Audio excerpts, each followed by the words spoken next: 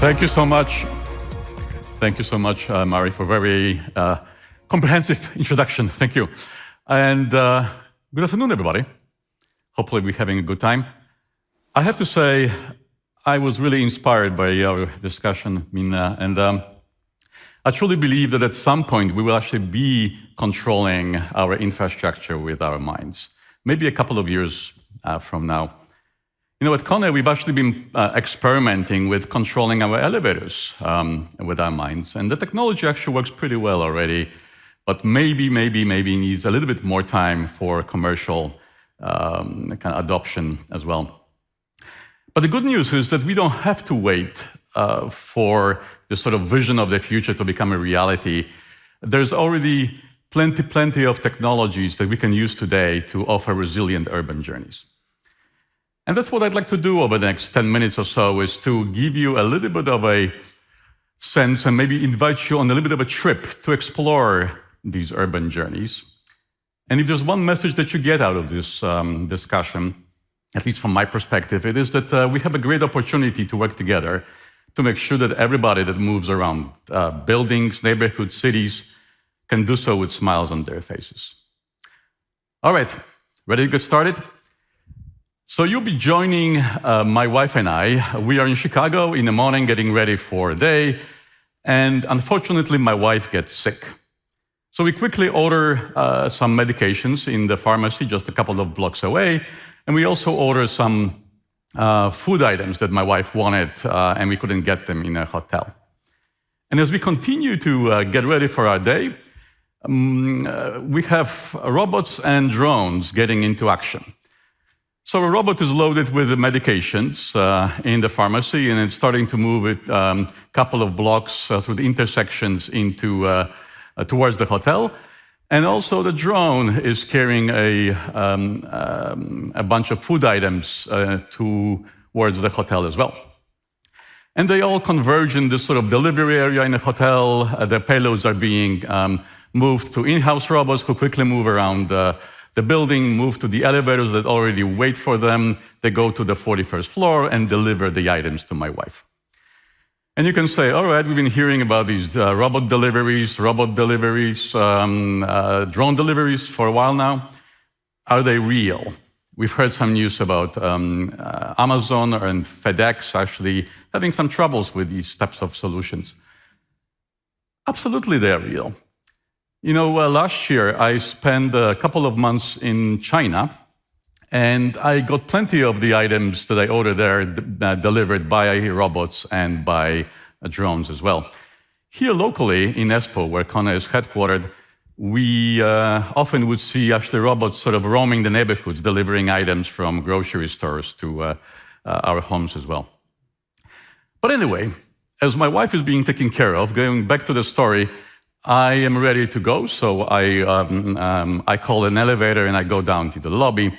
And of course, the elevator is working because we're running predictive and preventive maintenance solutions on it, making sure that we anticipate things before they happen, so we can actually fix potential problems before they occur. And in the elevator car, we have two sensors, two cameras that we can use to look at things like how many people are in the elevator, whether somebody brings e-scooter, whether they bring some oversized materials, maybe there's some unruly behavior in the elevator itself. And of course, we do all of this in full compliance with GDPR and privacy rules. So none of the data, privacy information, none of the videos are actually transformed outside of the elevator itself. All right, so and bear with me as we go through the journey. So as I arrive in the lobby, I am about to get out of the building, and then I see a couple of people actually approaching the elevator bank. One of these people is clearly in a rush.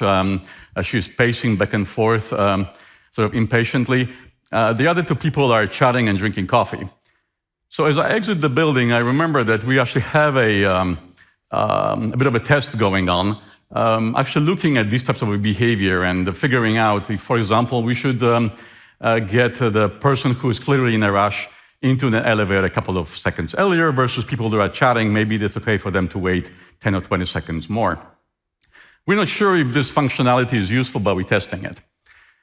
All right, so now we're out of the building. We go to the next building where Kone's office is located, and I've been there a couple of times before. So my Kone employee app is interacting with the infrastructure. I go smoothly through the turnstiles, and I'm being guided to elevator C that will take me to the 12th floor, where my first meeting is being held. And these types of solutions, people flow and material flow solutions, are actually applicable to every industry. In this one more example, we're actually working with a hospital. They move 11 tons of waste. They move 14 tons of linens every single day. And we're helping them using AGVs or automated guided vehicles to move this stuff efficiently throughout the building. So all of these experiences are actually great examples of what Kone's mission is all about. We improve the flow of urban life. For those of you who don't know Kone, so we are a 112-year-old company. We started by building and servicing elevators and escalators, doors, turnstiles. But over the last decade or so, we've started to focusing more on exactly this, on improving the flow of urban life. And that's the reason, this mission actually is the reason I joined Kone originally 3.5 years ago. I adopted this mission, and this Kone mission became sort of my mission as well. So over the last 3.5 years, I've been working with colleagues at Kone, with customers, with partners, to build resilient infrastructures, to build open and scalable architectures that we can use to offer amazing experiences for city dwellers. What's amazing for me is that roughly 1 billion people use Kone equipment, Kone services every single day. 1 billion people. And would it be nice if every single one of these people moved around buildings, neighborhoods, and cities with smiles on their faces? There's around 1 billion people with disabilities living around us. Some people that are visually impaired, some people that are hearing impaired, some people are mobility impaired. And yes, would it be nice for these people to move around buildings, neighborhoods, and cities with smiles on their faces as well? So that's what we set out to do. As I mentioned, I was in China last year, and when I was there, city of Shanghai actually implemented a new ordinance that required every 4-story building to be retrofitted with an elevator.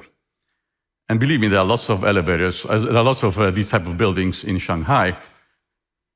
So we started, of course, installing elevators inside the building, sometimes outside of the buildings. But then we thought, what was the reason behind this ordinance? And we realized that the majority of tenants in these older 4-story buildings were actually elderly people, people with disabilities. And I guess you guessed already what's coming next, right? We thought, would it be nice for these people to move around these buildings with smiles on their faces as well?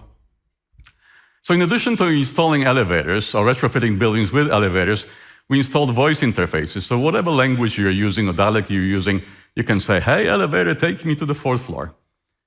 We optimized the buildings and the elevators for wheelchairs, so that people using wheelchairs can move around buildings with smiles on their faces as well.